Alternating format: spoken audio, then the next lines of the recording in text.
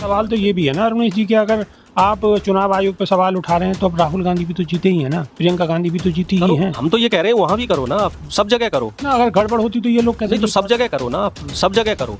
बात हो रही है जहां क्लोज मार्जिन से बीजेपी जीती है वहां की बात हो रही है। और राहुल गांधी ने बाकायदा डेमो देके दिखाया है कि लोकसभा चुनाव में, उसी लोकसभा में उन विधानसभाओं पे कांग्रेस को इतने वोट मिले और बीजेपी को इतने मिले, और 6 महीने बाद विधानसभा में वोट परसेंटेज में फर्क आया। जो इन चीज़ों के रिसर्च और डेटा के एक्सपर्ट लोग हैं वो ये बताते हैं कि बीजेपी के लोग सर्वे करते हैं कि हमारे कैंडिडेट को कितने वोट मिले। सपोज करो नोएडा विधानसभा, हमारे कैंडिडेट को कितने वोट मिले जी? 2 लाख। कांग्रेस के कैंडिडेट को कितने मिले जी? 2 लाख। 2,02,000। कौन जीता? कांग्रेस का कैंडिडेट। कितने वोट से जीता? 2,000 वोट से जीता, सपोज करो। तो ये क्या करेंगे, अगले चुनाव से पहले ये जो वोट कांग्रेस को मिले मूलभूत, उसकी रिसर्च करके उन वोटों को धीरे धीरे कटवाएंगे। 2,000 वोट कटवा देंगे और अपने 2,000 वोट बढ़वा लेंगे। जिन जिन सीटों पे ये क्लोज मार्जिन से हारते हैं, जिन सीटों पे ये ज़्यादा मार्जिन से हार रहे हैं तो वहाँ ज़्यादा बेईमानी ये नहीं कर सकते, और जिन सीटों पे ये क्लियर जीत रहे हैं तो वहाँ भी नहीं करते। ये बड़े बारीक तरीके से पूरी रिसर्च करके और उसको धीरे धीरे करते हैं। और जहाँ ज़्यादा बड़ी जीत होती है वहाँ ये लोग क्या करते हैं, उस जीत के अंतर को कम करते हैं। जैसे एक दौर हुआ करता था, मैनपुरी से समाजवादी पार्टी 3-3, 4-4 लाख वोटों से जीतती थी, याद है? वो उनकी परंपरागत सीट मानी जाती थी।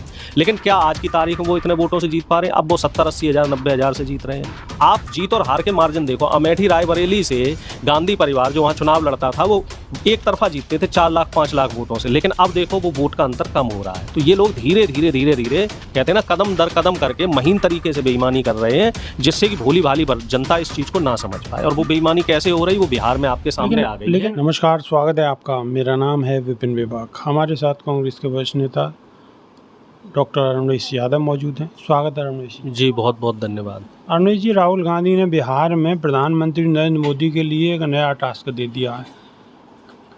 मोटरसाइकिल का टास्क दे दिया है, कभी गाड़ी का दे देते हैं। अब प्रधानमंत्री मोदी जी इस उम्र में क्या बाइक थोड़ी चलाएंगे? बात तो सही है, लेकिन प्रधानमंत्री को ये भी तो देखना चाहिए कि अब वो उम्रदराज हो चुके हैं।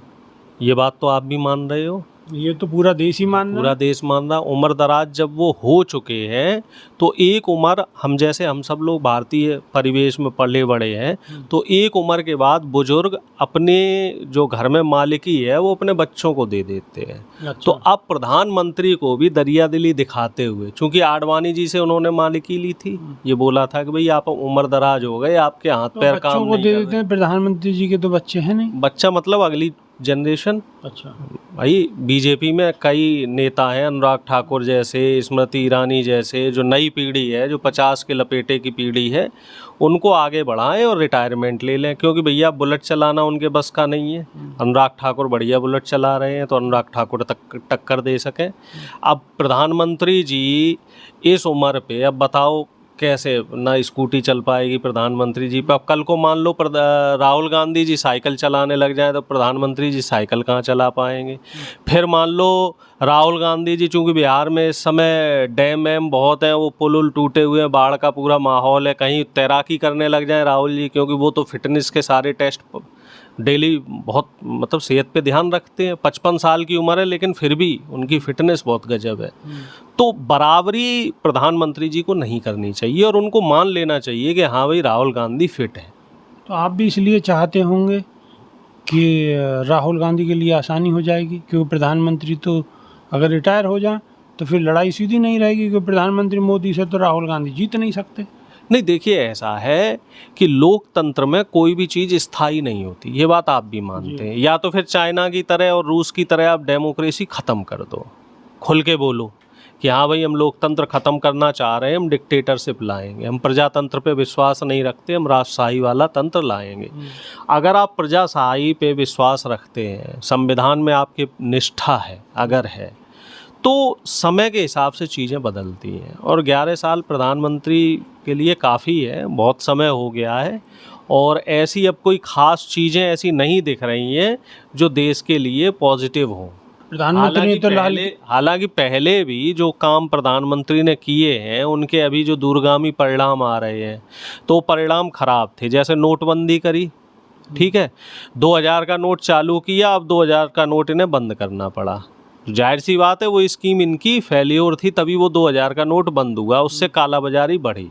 अब जीएसटी लेके आए, अब जीएसटी का भी वो देखो, जीएसटी 2.0 आ रहा है। कई जो सामान है, रोज़मर्रा के सामान है, इलेक्ट्रॉनिक आइटम है और बहुत सारी चीज़ें ऐसी हैं जिन पे जीएसटी पहले 28 थी, अब उसको 18 करना पड़ा है।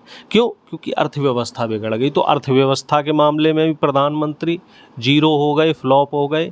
नोटबंदी के मामले में भी फ्लॉप हो गए।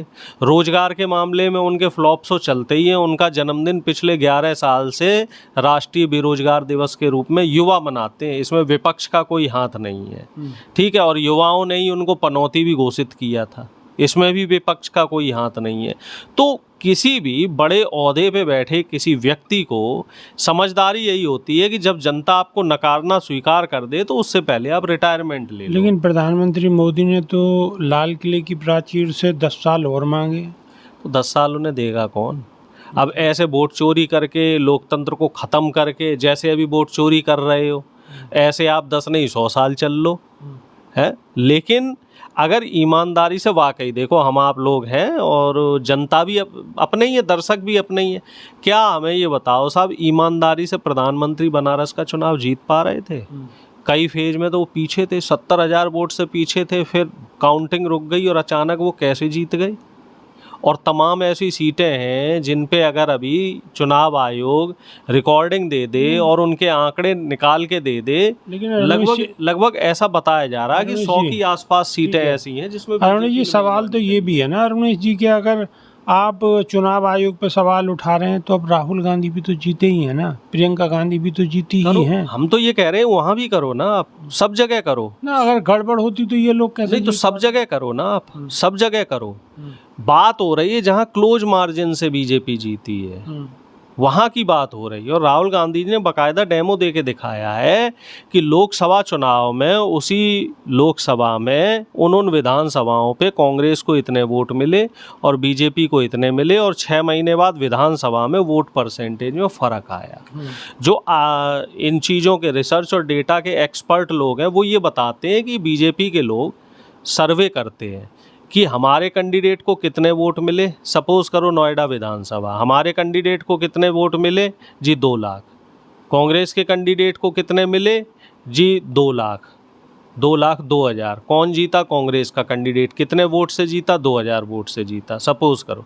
तो ये क्या करेंगे, अगले चुनाव से पहले ये जो वोट कांग्रेस को मिले मूलभूत, उसकी रिसर्च करके उन वोटों को धीरे धीरे कटवाएंगे।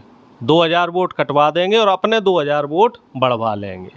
जिन जिन सीटों पे ये क्लोज मार्जिन से हारते हैं, जिन सीटों पे ये ज़्यादा मार्जिन से हार रहे हैं तो वहाँ ज़्यादा बेईमानी ये नहीं कर सकते, और जिन सीटों पे ये क्लियर जीत रहे हैं तो वहाँ भी नहीं करते। ये बड़े बारीक तरीके से पूरी रिसर्च करके और उसको धीरे धीरे करते हैं। और जहाँ ज़्यादा बड़ी जीत होती है वहाँ ये लोग क्या करते हैं, उस जीत के अंतर को कम करते हैं। जैसे एक दौर हुआ करता था, मैनपुरी से समाजवादी पार्टी 3-3, 4-4 लाख वोटों से जीतती थी, याद है? वो उनकी परंपरागत सीट मानी जाती थी। लेकिन क्या आज की तारीख में वो इतने वोटों से जीत पा रहे हैं? अब वो 70-80 हज़ार, 90 हज़ार से जीत रहे हैं। आप जीत और हार के मार्जिन देखो। अमेठी रायबरेली से गांधी परिवार जो वहाँ चुनाव लड़ता था वो एक तरफा जीतते थे 4 लाख 5 लाख वोटों से, लेकिन अब देखो वो वोट का अंतर कम हो रहा है। तो ये लोग धीरे धीरे कहते हैं ना, कदम दर कदम करके महीन तरीके से बेईमानी कर रहे हैं, जिससे कि भोली भाली जनता इस चीज़ को ना समझ पाए। और वो बेईमानी कैसे हो रही वो बिहार में आपके सामने आ गई। लेकिन अरुणेश जी, अगर चुनाव आयोग अपनी हट धर्मता पे अड़ा हुआ है, बात करने के लिए तैयार नहीं है, राहुल गांधी पे कोई दूसरा विकल्प नहीं है, सत्ता पक्ष शांति से बिल्कुल अजगर की तरह बैठा हुआ है, सत्ता पक्ष तो ढीठ हो गया है। हाँ, तो अगर सारी स्थिति ऐसे ही चलती रही तो आखिर आने वाले समय में कैसे होगा? बिहार का भी चुनाव, जनता बदलाव करेगी। देखिए, जनता से बढ़ के तो कुछ भी नहीं है। जनता किस तरीके से बदलाव करेगी? जनता पे भी तो वही माध्यम है। देखिए, ऐसा है कि जनता एक तरफा वोट देगी। मैं आपसे क्या कह रहा हूँ, क्लोज मार्जिन में ये जीतते हैं। अब जनता अगर तय कर ले कि मुझे हराना है तो वो हरा देंगे। इंदिरा जी भी एक समय पे, इंदिरा गांधी जी के लिए जनता के अंदर इतना गुबार था कि इंदिरा जी भी हारी, बुरी तरह से हारी चुनाव, लेकिन जनता को वो गलती समझ में आई और 2 साल बाद ही इंदिरा जी को, यानी कि कांग्रेस को, दोबारा जिताया और बड़े अंतर से जिताया। फिर उसके बाद राजीव जी के नेतृत्व में पार्टी 400 सीट पे पहुंची। तो जनता जनार्दन का कांग्रेस को भी भाई देखो 50 सीटों पे लाके रोक दिया 2014 में, रोका नहीं रोका, क्योंकि बीजेपी ने जिस तरीके के झूठ के नरेशन गढ़े तो जनता उसमें फंस गई। और अब बीजेपी का जो विजय रथ है 400 से 240 पे रोक दिया। तो जनता जो चाहेगी, जो देश की जनता है, जो हमारी महान जनता है, अगर वो ठान लेगी, बिहार की जनता क्योंकि बहुत पॉलिटिकली एक्टिव है, अगर वो ठान लेगी विपिन भाई साहब, तो वो बीजेपी और एनडीए को 50 से ज़्यादा सीटों पे पहुंचने नहीं देगी। भाई वोट ही नहीं डालेंगे, जब वोट नहीं डालोगे तो कितनी बेईमानी हो पाएगी। जब वोट नहीं डालोगे तो बेईमानी कितनी हो पाएगी, बात बिल्कुल सही है। जनता ही फैसला करेगी। और अरुणेश यादव ने जो बातें कही हैं, आप इनकी बातों को कितना सही और कितना गलत मानते हैं, कमेंट के माध्यम से आप अपनी राय अवश्य रखिएगा।